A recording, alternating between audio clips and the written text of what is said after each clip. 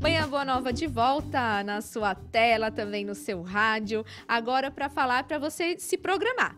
Programe-se aí para a próxima Blitz FEAL. A Fundação Espírita André Luiz está levando brindes. O pessoal aí, a equipe do Clube Amigos da Boa Nova, a equipe do marketing e muitas coisas boas para você que vai passar por lá. Entre elas o adesivo que nós temos aqui, né? Para quem está vendo na TV, o adesivo que fica aqui no nosso notebook. Você pode ir lá e garantir o seu também. As próximas Blitz serão em Sorocaba e teremos dia 25 de outubro no Centro Espírita Manuel Bento, que fica em Santana. Vai aguardando aí mais informações, nós vamos atualizando as próximas Blitz, tá bom? A Maria Shirley participou de uma das nossas Blitz e deixou um depoimento bem bacana para nós. Vamos ouvir. Mais uma Blitz FEAL aqui na Sociedade de Estudos Espíritas, 3 de outubro, recebendo a ouvinte Maria Shirley. Há quanto tempo que a senhora conhece a Rádio Boa Nova? Olha, eu ouço a Boa Nova, acho que desde 97, 98, mas eu sou sócia desde 2004. A senhora conheceu de que forma a rádio? Eu conheci através, né, porque eu comecei a estudar aqui, tipo 96, 97, e fiquei sabendo, né? Então comecei a ouvir. E eu, lá onde eu moro, eu sou a premiada. Sou a única que consigo. Minhas amigas não conseguem sintonizar a Boa Nova. Elas levam o rádio lá em casa, eu sintonizo para elas, elas vão em casa e não conseguem. Eu sou premiada. Eu costurava, então eu passava o dia todinho, de manhã até a noite. O que ela representa para a senhora? Nossa, tudo. Eu só ouço. Meu rádio fica na Rádio Boa Nova. Eu não tiro com medo de tirar e ele não conseguir colocar novamente. E não voltar mais, né? Então eu ouço, eu ligo o rádio de manhã, porque eu quase não assisto televisão, né? Porque eu acho que a televisão você tem que ficar ali vendo e eu não gosto. Então eu ouço o rádio, eu ligo de manhã e desligo na hora da novela, tarde. Ai, que legal! A senhora Boa Nova. Pode fazer assim um convite para aqueles que ainda não conhecem a rádio, ainda não são sócios do clube, para sintonizar também, conhecer, né? Com certeza. Eu convido sim as pessoas, porque a programação é maravilhosa. Faz um bem, né? Faz um bem enorme. Fica aí para as pessoas também pela internet, tem um aplicativo para conhecerem, né? Com certeza. Muito obrigada. Imagina, eu que agradeço. Muito obrigada, Maria Shirley, pelo seu recadinho. Ela falou aí sobre o rádio, né? É essa dinâmica que o rádio traz, né? Onde você estiver, você está ouvindo, que é bacana, né, Norberto? Não, sem dúvida, né? A televisão ainda é grande para a gente carregar para cima e para baixo. Se bem que a gente pode usar hoje o celular e também ver ao vivo. Mas o rádio é uma mão na massa, né? Com certeza. Ajuda bastante. E ela participou da Blitz e você também pode participar das próximas, tá bom? Fica ligadinha na nossa programação. Vamos passando onde nós estaremos aí nessas cidades, Grande São Paulo, em vários locais que a FEAL, Fundação Espírita André Luiz, está passando. Eu também, né? Sempre estou junto e é muito bacana ter a sua participação. Você pode deixar também um depoimento como ela deixou ou participar ao vivo também, hein? Então, corre para lá. Vamos falar dos smartphones e como eles nos prejudicam. Nós levamos a vida com uma arma de distração em massa no bolso. É isso mesmo. Com um dispositivo maravilhoso que põe o mundo ao alcance das nossas mãos, com um aparelho que é a porta do conhecimento, ou pelo menos da informação. Mas esse objeto que transformou na nossa forma de viver, abrigam-se agachados uma série de aplicativos que cobram nossa atenção com homologáveis graus de urgência. E se eu perder algo? O medo de perder alguma coisa, o receio, às vezes anda a angústia, né? Que se multiplica nesses novos tempos.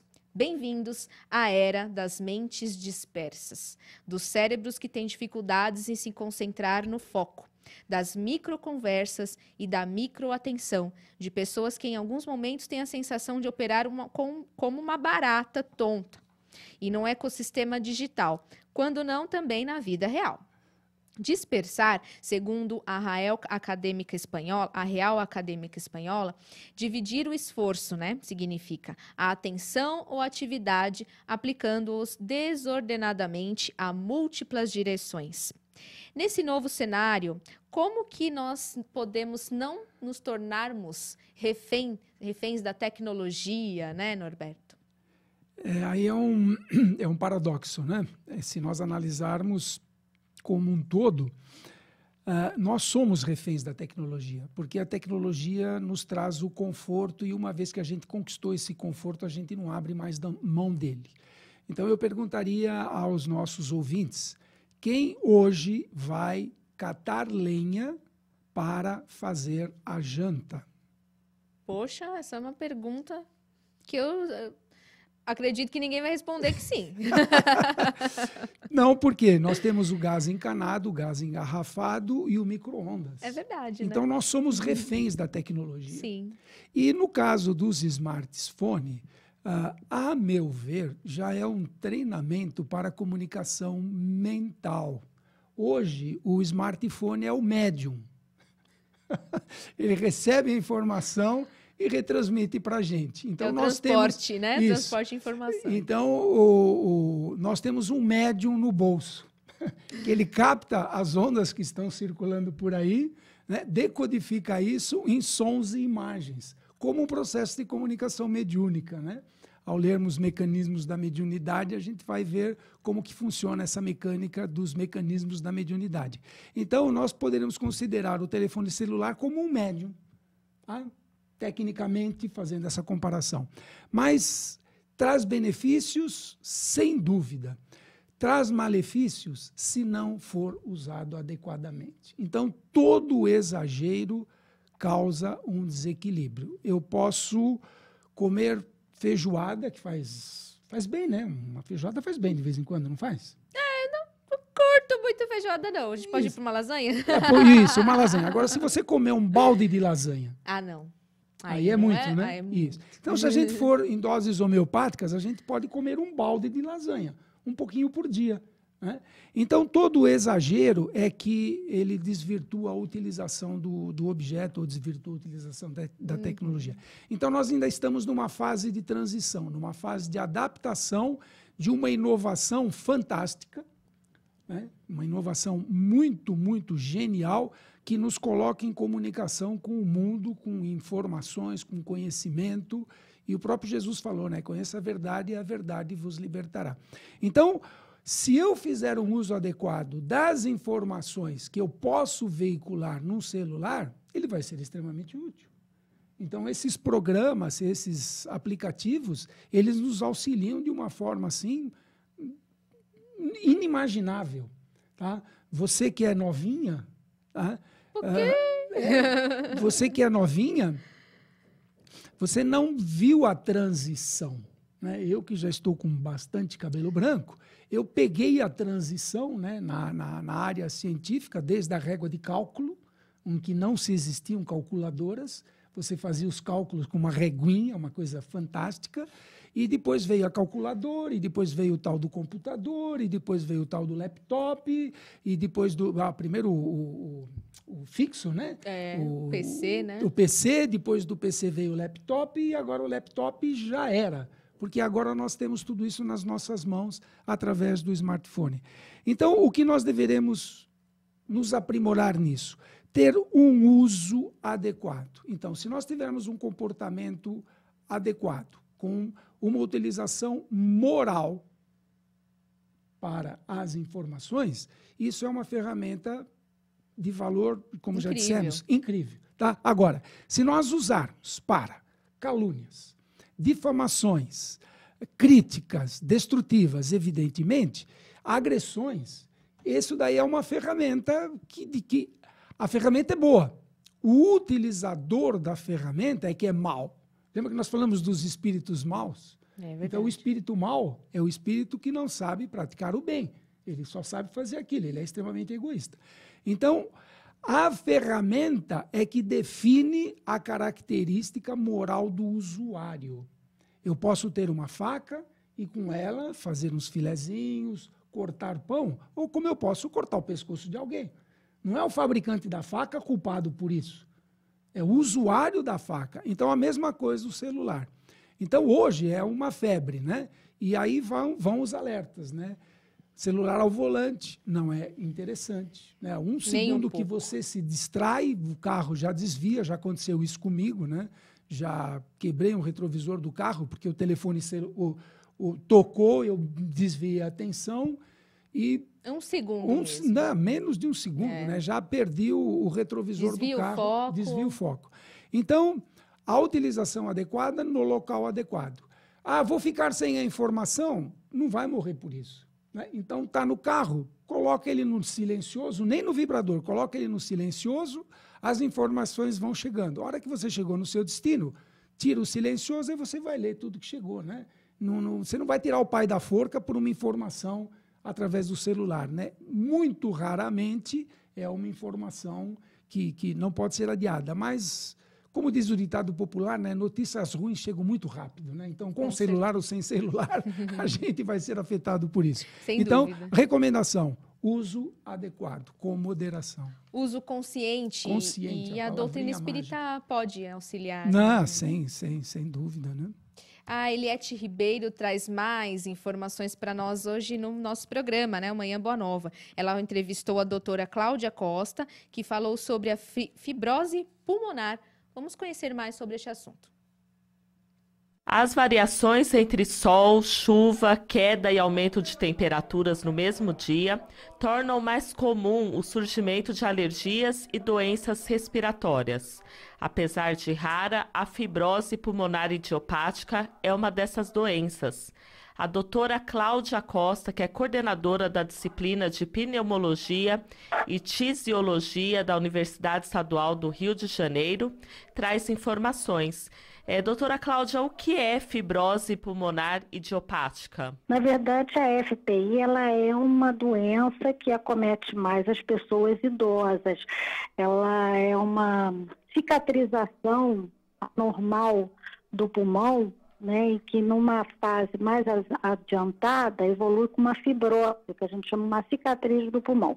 As causas dessa doença a gente não sabe exatamente, mas a gente sabe que tem relação com quem já fumou, 2/3 dos pacientes fumam ou já fumaram, e também pode ter alguma predisposição genética, porque às vezes ocorre na mesma família mais de um membro ter essa doença. Ela não está ligada com alergia nem com alterações do ambiente, mas essas pessoas, quando elas pegam um resfriado, quando tem alguma alergia associada, elas pioram muito os seus sintomas e aí acabam procurando o médico nesse momento. Não, a doença, a FPI, ela não é mais comum na primavera, é uma doença crônica, que o paciente é uma doença progressiva, ela vai sempre piorar.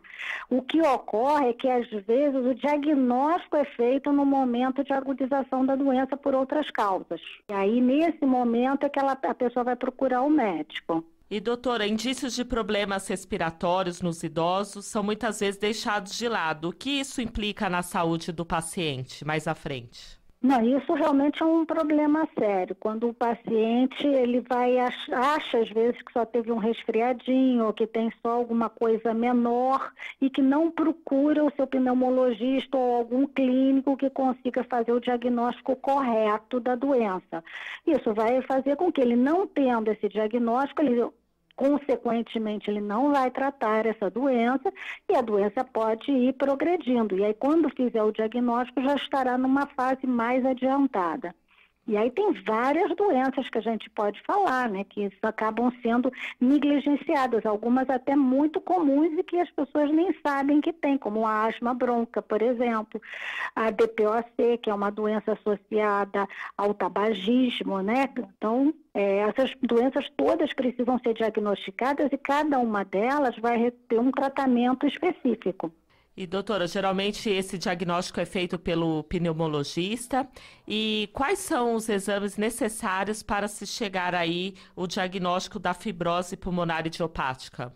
No caso da fibrose propriamente dita, é uma doença que acomete mais em idosos, né? Então, pacientes idosos, mais de 55, 60 anos, que estão evoluindo com falta de ar, com tosse, cansaço excessivo, o que nem sempre é fácil da gente diagnosticar ou do próprio familiar perceber, porque nessa faixa etária as pessoas já ficam mais paradas, mais quietinhas em casa, e aí os sintomas às vezes demoram a aparecer.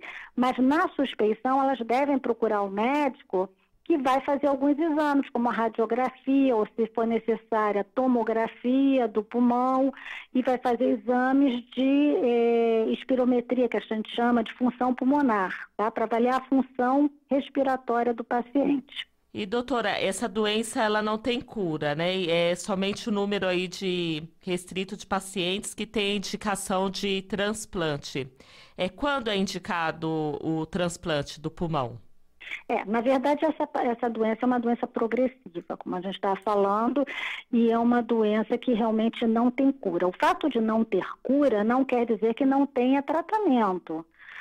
Por exemplo, quem tem pressão alta não tem cura, mas a pessoa pode se tratar e controlar a pressão. A mesma coisa aqui. O paciente com FPI não vai ser curado, a doença vai progredir. Mas se ela for diagnosticada principalmente em fases precoces, atualmente existem medicamentos para retardar a progressão dessa fibrose, para controlar essa doença. O transplante, a gente só pensa nas fases bem tardias da doença. Eliette Ribeiro para o Manhã Boa Nova. Tá aí a participação da nossa jornalista Eliette Ribeiro, que volta na próxima segunda-feira no Manhã Boa Nova. E a qualidade da água distribuída a todos os guarulhenses, ela é garantida por um severo controle realizado pelo Serviço Autônomo de Água e Esgoto, o SAAE, de Guarulhos. Tanto a de produção própria, 13% do total, quanto a fornecida pela Companhia de Saneamento Básico do Estado de São Paulo, a Sabesp. A cada 2 horas, técnicos da autarquia analisam a cor da água que passa pela rede de distribuição. O seu pH, que deve ser neutro, a turbidez, presença de partículas em suspensão no líquido, coliformes e a quantidade de cloro e flúor presente na água, que deve obedecer a padrões do Ministério da Saúde, entre outras análises. Por dia, são coletadas e analisadas cerca de 50 amostras. O Conselho Nacional do Meio Ambiente, o CONAMA, exige avaliação da qualidade da água diretamente dos sistemas Cabuçu e Tanque Grande a cada 6 meses, antes que ela passe pelo tratamento, para saber justamente se ela tem condições de ser tratada. Qual que é o papel da água magnetizada nas casas espíritas, Norberto? Antes de falarmos da magnetização da água, né, a água que nós usamos aqui em São Paulo, a água do estado de São Paulo e do Brasil, a água canalizada, tratada, ela é muito boa. Só que nós nos viciamos a tomar água mineral, água engarrafada, né? Então, eu particularmente não sou adepto à água de garrafa, eu sou adepto à água da Sabesp. E aqui em Guarulhos, a água do SAE. Podem tomar que não causa nenhum mal e você estará economizando. Com relação ao papel da água magnetizada nas casas espíritas, qual que é a função, né? Qual que é o papel da água magnetizada? Ela é um veículo de curas. Pode curar. Pode curar, sem dúvida, né? Vamos analisar um pouquinho como é que a água é considerada no meio acadêmico, no meio científico. A água, ela é considerada o solvente universal. O que quer dizer isso? Uma infinidade de substâncias são dissolvidas na água. Eu posso pegar qualquer substância química, moldo uma trituradinha, jogo na água, a água vai absorver parte disso e vai fazer uma nova solução, um novo componente. Essas substâncias vão ficar nadando na água. A água tem essa característica por ser um solvente universal, né? Suas moléculas brincam ali, é uma coisinha bastante interessante de se ver. E no centro espírita, nós falamos água magnetizada ou água fluidificada. E aí nós faríamos uma diferenciação. A água magnetizada é aquela água em que ela absorve as irradiações mentais dos espíritos responsáveis pelo trabalho da casa ou pela própria vibração dos presentes na casa espírita na hora da magnetização da água. E a fluidificação. Fluidificação, a palavra fluido é aquilo que tem mobilidade. Então, Os espíritos responsáveis pelos processos de curas nas casas espíritas, eles colocam porções mágicas, fluidozinhos invisíveis, pozinhos invisíveis, poeirinhas dentro dessa água, e essa água, por ser um fluido, um solvente universal, absorve. Então, nós vamos estar com uma porção, né, uma quantidade de água, mais os princípios ativos medicamentosos adicionados pela espiritualidade, em função das necessidades de cada um, por incrível que pareça. Então, o nosso guardião, nosso anjo guardião, nosso anjo da guarda, sabe as nossas anomalias, conversa com o dirigente espiritual da casa, e quando nós levamos lá o nosso frasco d'água, essa água ela é energizada através do magnetismo e através da fluidificação. Então, eu convido a todos vocês a assistirem um vídeo que tem na internet do professor Masaru Emoto, em que ele faz experiências com moléculas de água. Ele pega a água, submete essa água a determinados tipos de sons, a determinados tipos de pensamentos, depois ele congela e analisa o cristal formado na molécula com as moléculas de água. Então, a estrutura espacial ela se modifica em função do tipo de vibração, do tipo de pensamento. Então, pensamentos bons, a formação estrutural é bonita, ela é harmônica, é uma coisa sem ponta, é uma coisa que flui bem. Se nós temos pensamentos ruins junto com aquela água, ela fica toda pontuda, toda distorcida. Então, se nós somos 70% de água, um mau pensamento vai contaminar a água que está circulando em nosso corpo. Então, primeiro, fluidifiquemos ou magnetizemos a nossa própria água circulante dentro de nós, através de bons pensamentos, boas ideias, sem mágoa, sem rancor, sem ressentimento. E podemos magnetizar a água, um amigo está com dor de cabeça, mentalizamos que nessa água vai ser adicionado energia suficiente para curar a dor de cabeça do nosso amigo, e isso vai acontecer certamente. Com certeza.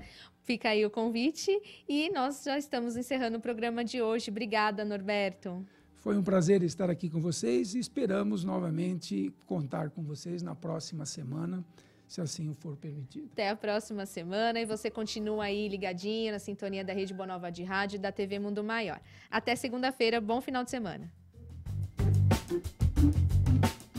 Você ouviu Manhã Boa Nova.